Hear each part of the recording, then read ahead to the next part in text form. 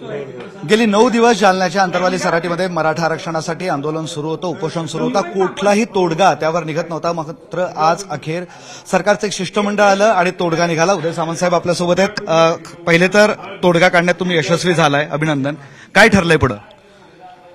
सर्वप्रथम मी माननीय मनोज जरांगे पाटलांचं मनापासून त्यांना धन्यवाद देतो, त्यांचे आभार मानतो की ज्यांनी मराठा आरक्षणाची मुहूर्तमेढ रोवली ते सन्माननीय माजी न्यायमूर्ती गायकवाड साहेब त्या ठिकाणी आलेले होते, सुकरे साहेब त्या ठिकाणी आले होते. त्यांनी त्यांच्याशी चर्चा केली आणि टिकणारं आरक्षण हे मराठा समाजाला द्यायचं आहे, ह्याच्यामध्ये आमचं सगळ्यांचं एकमत आहे आणि त्या दृष्टीने त्यांची चर्चा झाली. शिंदे समितीसाठी 2 महिन्याची मुदत त्यांनी दिलेली आहे.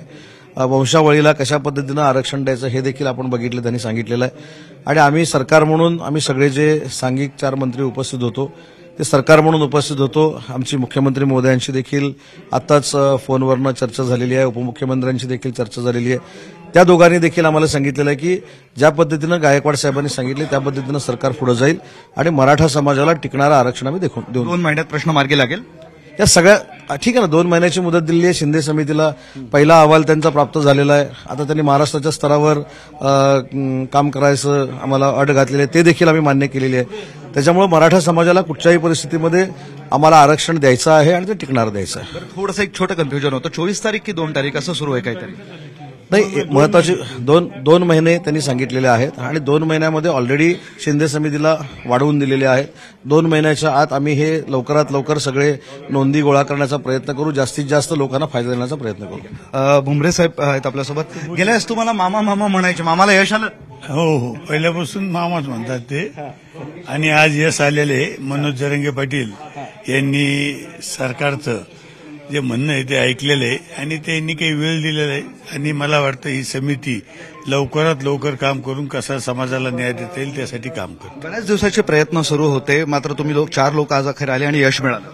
मला सर्वात मोठा आनंद असा आहे की मी जालन्याचा पालकमंत्री आहे आणि आज जो जालन्यामध्ये मागच्या 2 महिन्यापासून प्रश्न भिडावत होता तो प्रश्न आम्ही आज सोडवू शकलो आणि आम्ही खास करून मनोज जरांगे पाटलांचे आभार मानतो की त्यांनी जी 2 महिन्याची संधी आम्हाला दिली आहे, या संधीचा नक्कीच आणि या 2 महिन्यात आम्ही त्यांच्या ज्या मागण्या आहेत त्या नक्कीच पूर्ण करायचा प्रयत्न करू. बराच वेळ चर्चा झाली, काय नक्की कशावर एकमत होत नव्हतं? टेक्निकली जे गायकवाड साहेब जे रिटायर्ड जज आहेत त्यांनी ह्या मिळण्यामध्ये काय अडचणी आहेत, का वेळ लागतोय हे त्यांना समजून सांगितलं आणि ते कन्व्हिन्स झाले की यस ह्याला वेळ दिला पाहिजे आणि म्हणून त्यांनी तो वेळ दिलेला आहे. अच्छा, म्हणजे आता मिळेल, या मुदत सर्टिफिकेट्स मिळतील, यस आरक्षण मिळेल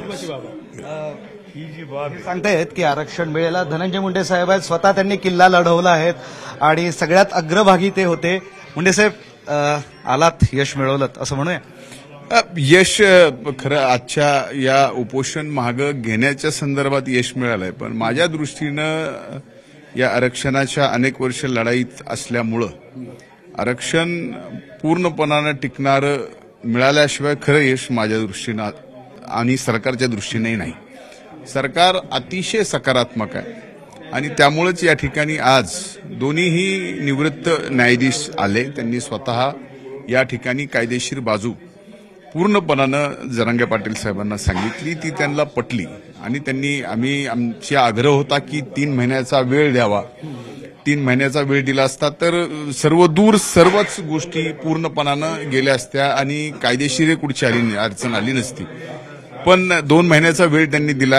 आता आमच्यावर पण त्या ठिकाणी फार मोठं आव्हान आहे की 2 महिन्यात हे पूर्ण समितीचं काम आम्हाला पूर्ण करायचं आहे. पण आम्ही 2 महिन्याच्या या पूर्ण कालावधीमध्ये शिंदे समितीचा जो कुणबी सर्टिफिकेट देण्याच्या संदर्भात वंशावळी एकत्र करण्याचा आणि त्याचे कागदपत्र गोळा करण्याच्या संदर्भात जे काही वेळ आहे तो 2 महिन्याच्या आत व्हावा याच्यासाठी आम्ही प्रयत्न करू. जरांगेंची जी मूळ मागणी होती सरसकट सगळ्या मराठ्यांना कुणबी द्या, होईल पूर्ण?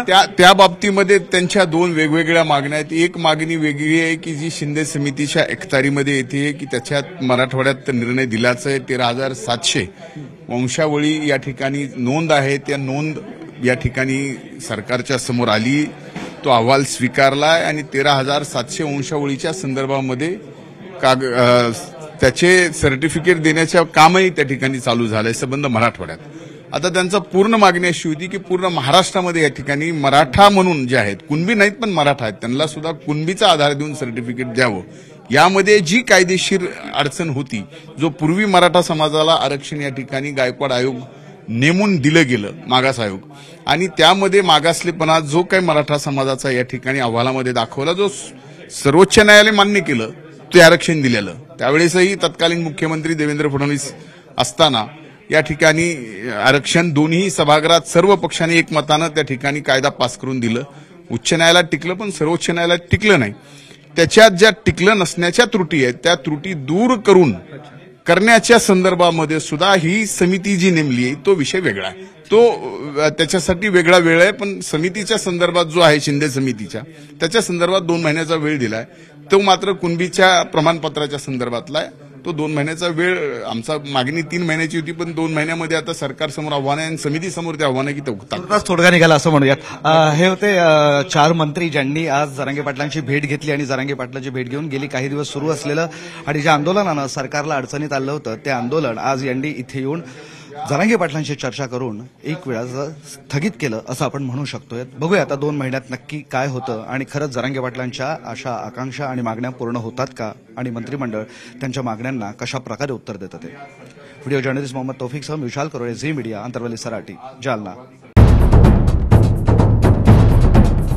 सह्याद्रीची उंची म्हणजे